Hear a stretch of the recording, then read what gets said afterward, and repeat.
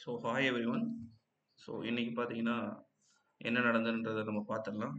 அப்புறம் நாளைக்கு மார்க்கெட் எப்படி ஃபங்க்ஷன் ஆகலான்றது நம்மளோட ப்ரிடிக்ஷன்ஸ் வீடியோவும் பார்த்துடலாம். ஸோ இன்னைக்கு என்ன நடந்தது, நான் என்ன பண்ணேன் அப்படின்றத நம்ம பார்த்துடலாம். இன்னைக்கு மார்க்கெட் வந்து கொஞ்சம் ஓப்பன் அப்பில் தான் இந்த ஸ்டேஜில் ஓப்பன் அப் ஆச்சு. கிட்டத்தட்ட வந்து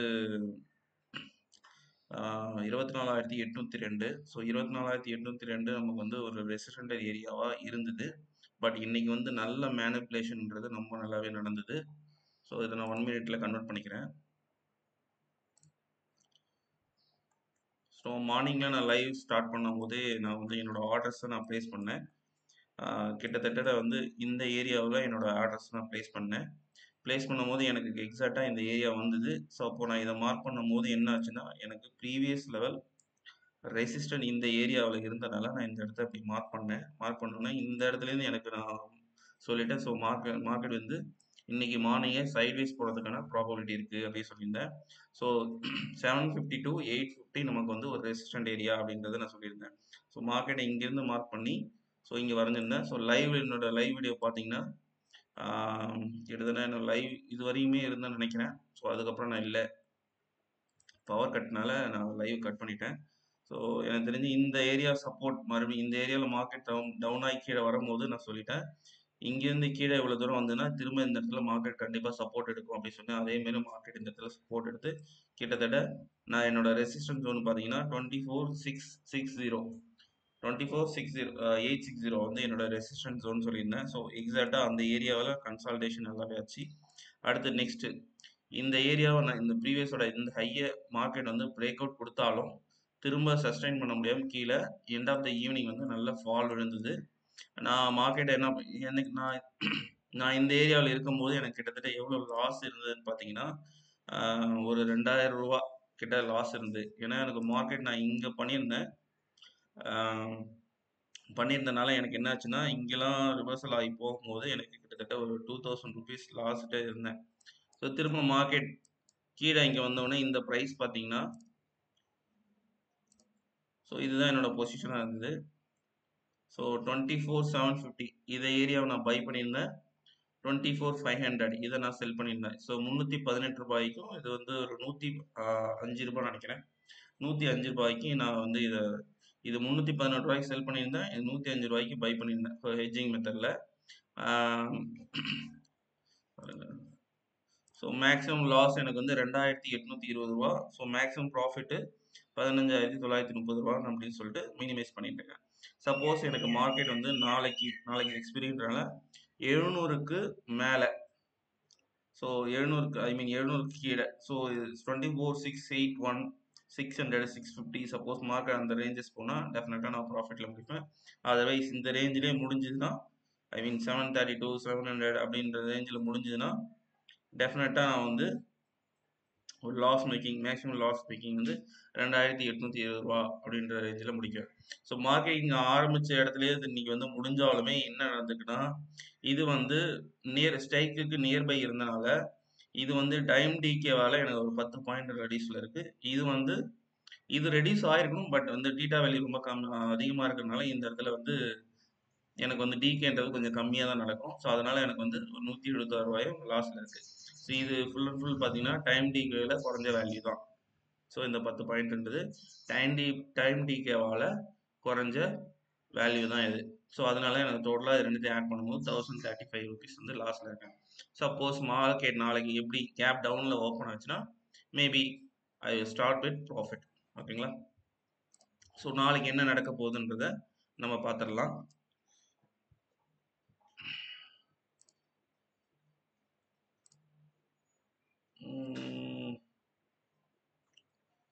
ஓகே, ஸோ இன்ட்ராடேயில் நான் இந்த ரெண்டு ரேஞ்சஸும் வரைஞ்சிருந்தேன். ஸோ அதை நான் இப்போ டெலீட் பண்ணுறேன், இது நமக்கு தேவையில்லை, இன்ட்ராடேக்காக வரைஞ்சது.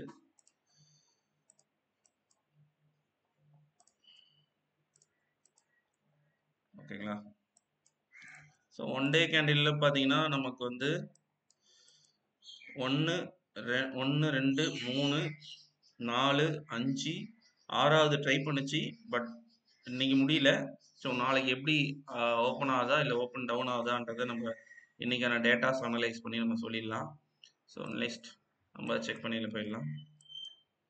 ஸோ நம்ம சேனலில் எப்படி நம்ம வந்து சப்போர்ட் அண்ட் ரெசிஸ்டன்ட் வந்து ஃபைண்ட் அவுட் பண்ணோம்னா depends on the OI base பண்ணி தான் நம்ம வந்து சப்போர்ட் அண்ட் ரெசிஸ்டன்ட்ன்றதை மார்க் பண்ணுவோம். ஸோ அதே பேஸ் சேம் திங் நம்ம ஃபாலோ பண்ணிக்கலாம். ஓகேங்களா? ஸோ நான் புதுசாக பார்க்குற நிறைய பேருக்கு நம்ம எப்படி நம்ம சப்போர்ட் அண்ட் ரெசிஸ்டன்ட் மார்க் பண்ணுவோன்றதை நான் வந்து எல்லா வீடியோஸ்லும் திரும்ப இந்த ஸ்ட்ரைக் ப்ரைஸ் ரேஞ்சை வந்து நான் சொல்லிடுவேன், இப்படி எந்த ரேஞ்சஸ்ன்னு சொல்லிட்டு. ஒரு நிமிஷம். ஹலோ, சொல்லுங்க ஜி. யார்? எனக்கா? இல்லை இல்லை இல்லை இல்லை, டைம் டிகே வேலையில் எனக்கு வந்து கொஞ்சம் லாஸ். ஆமாம் ஆமாம், டைம் டிகே வேலையில் கொஞ்சம் லாஸில் இருக்கும். எனக்கு 1000 rupeesல லாஸ்ட் இருக்கு. ஆக்சுவலாக 2000 to 2000 rupeesட்ட லாஸ் போச்சு. ஆக்சுவலாக நான் ரெண்டு சைடுமே பண்ணியிருக்கேன்ல, ஒரே சைடில் செல் பண்ணியிருக்கேன்ல ஹெச் மெத்தடில். ஸோ ஹெட்ஜிங்கில் வந்து நியர்பை ஸ்ட்ரைக் ப்ரைஸில் இருக்கிறதுனால அது என்ன ஆயிருக்கும் அப்படின்னா எனக்கு வந்து லாஸஸ் காட்டும். ஒரு டைம் டிகேவால் எனக்கு வந்து ஒரு 10 பாயிண்ட் கீழே காட்டுது. ஸோ அதோட வேல்யூ கீழே போயிடும்ல. ஸோ அதனால ஒரு 10 பாயிண்ட் நெகட்டிவ்ல காட்டுது. மற்றது ஓகே தான். சப்போஸ் நாளைக்கு வந்து எனக்கு 700 கீழே மார்க்கெட் முடிஞ்சதுன்னா ப்ராஃபிட்டில் முடிப்பேன். சரி, பார்த்துடலாம் பார்த்து. ம் ம் ம் ம்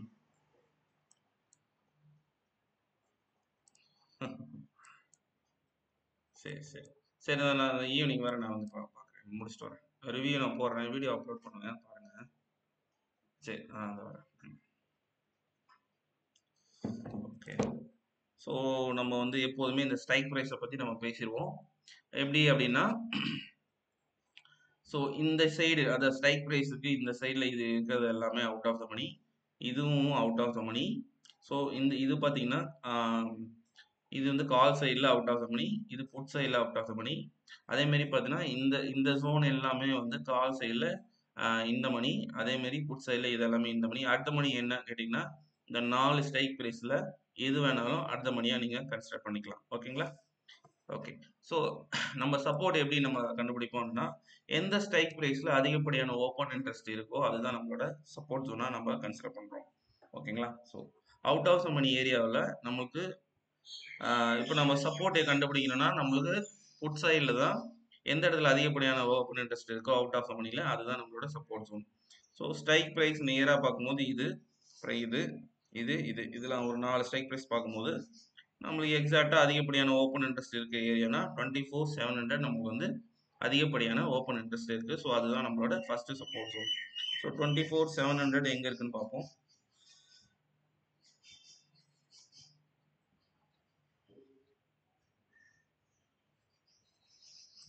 ஸோ அது ஜஸ்ட் நான் மார்க் பண்ணிட்டேன்.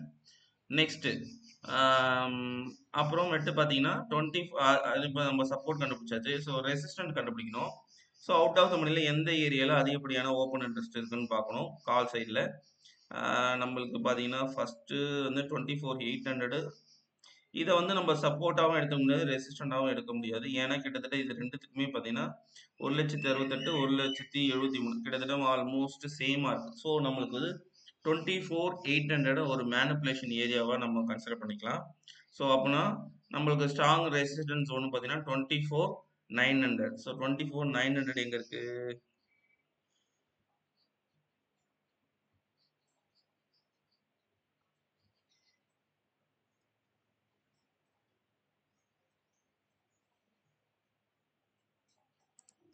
ஸோ இதுதான் நம்மளோட சப்போர்ட்டு. ஸோ நம்மளுக்கு வந்து 24,800 கிட்ட இதை ரெசிஸ்டண்ட்டாகவும் கன்வெர்ட் பண்ணிக்கலாம், சப்போர்ட்டாகவும் கன்வெர்ட் பண்ணிக்கலாம். ஸோ அதனால 24,800 நான் எல்லோவோ மார்க் பண்ணுறேன்.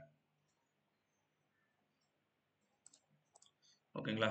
ஸோ இப்போ நம்ம என்ன பண்ண போகிறோம், ஜஸ்ட் மார்க் பண்ணிட்டோம். சார்ட்டுக்கு தகுந்த மாதிரி நம்ம ஜஸ்ட் என்ன பண்ணணும், நம்மளோட சப்போர்ட் அண்ட் ரெசிஸ்டண்ட்டை அட்ஜஸ்ட் பண்ணிக்கலாம். ஸோ மார்க்கெட்டிங் வந்து இந்த ரேஞ்சிலேருந்து நமக்கு வந்து ரிஜெக்ட் ஆயிருக்கு. ஸோ அதனால நான் என்ன பண்ணிக்கிறேன், லைட்டாக இந்த ஏரியா வைக்கிறேன். ஸோ 24,880 நமக்கு ரெசிஸ்டன்ட் ஏரியா. ஓகேங்களா? இது நான் தூக்கிடுறேன். ஸோ அதேமாரி இந்த சேனலில் நம்ம 24,700 நம்ம சப்போர்ட் ஏரியான்னு சொல்லியிருக்கேன். ஸோ சார்ட்டுக்கு தகுந்த மாதிரி நம்ம அட்ஜஸ்ட் பண்ணணும் பார்த்தோன்னா நம்ம அட்ஜஸ்ட் பண்ண தேவையில்ல. எக்ஸாக்டாக ப்ரீவியஸ் லெவல் ஆஃப் ரெசிஸ்டன்ட் வந்து நமக்கு இந்த இடத்துல சப்போர்ட் ஆக்டர் ஆகுதுன்னு பாசிபிலிட்டி இருக்குது. ஸோ அதனால் என்ன பண்ணுறேன், இதை டெலீட் பண்ணிவிட்டு நம்மளோட லைனை வரைஞ்சிக்கிறேன். ஸோ இதுலேருந்து நம்மளோட சப்போர்ட் ஜோன் இருக்கலாம். ஸோ இந்த ஏரியா 800 வந்து நான் என்ன பண்ணிக்கிறேன்னா, இல்லை சார்ட்டுக்கு தகுந்த மாதிரி லைட்டாக அட்ஜஸ்ட் பண்ணிக்கிறேன்.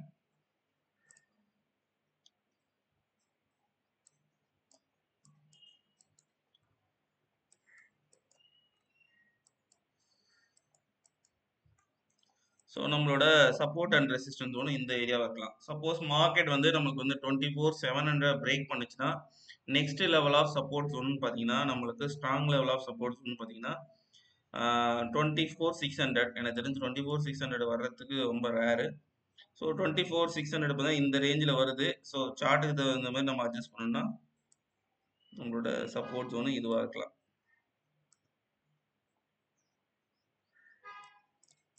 ஓகேங்களா. அடுத்து ரெசிஸ்டன்ஸ் ஜோன் பார்த்தீங்கன்னா எனக்கு வந்து 25,000 நெக்ஸ்ட்டு. ஸோ அதனால் இதை நம்ம வந்து பெரிய ரெசிஸ்டண்ட்டாக ஸ்ட்ராங் ரெசிஸ்டன்ஸ் ஜோனாக கன்வெர்ட் பண்ணிக்கலாம். ஸோ நம்மளுக்கு வந்து ஃபஸ்ட்டு சப்போர்ட் ஜோனு எக்ஸாக்டாக 24,700 நம்மளுக்கு எக்ஸாக்ட் சப்போர்ட் ஜோனு.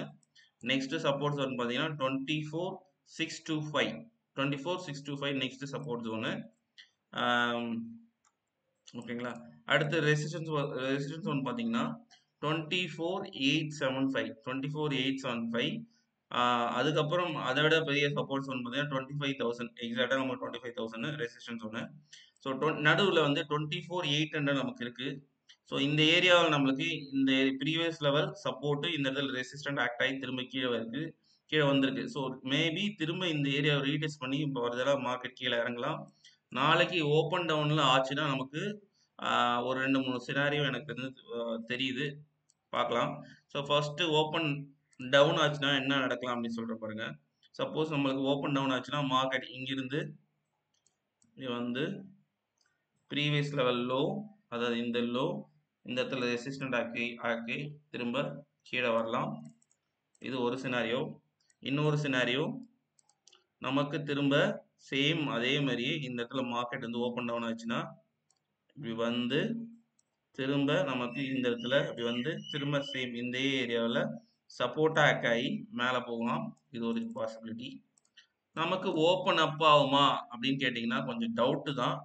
ஏன் அப்படின்னா 24,800 24,850 இது வந்து ரொம்ப ஸ்ட்ராங் லெவல் ஆஃப் ரெசிஸ்டண்டாக இருக்கிறனால மார்க்கெட் வந்து எனக்கு தெரிஞ்சு 24,40 இல்லை 30 அந்த ரேஞ்சில் ஓப்பன் ஆகிறதுக்கான பாசிபிலிட்டி இருக்குது.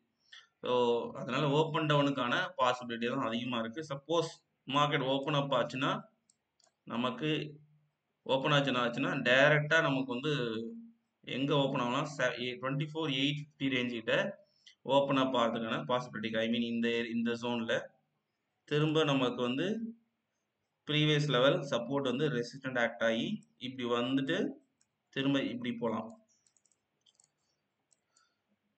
ஓகே. ஸோ ஃபர்தராக இந்த 600 கீழே, அதாவது ஐ மீன் 700 கீழே போகிறதுக்கான ப்ராபபிலிட்டி ரொம்ப ரொம்ப கம்மி.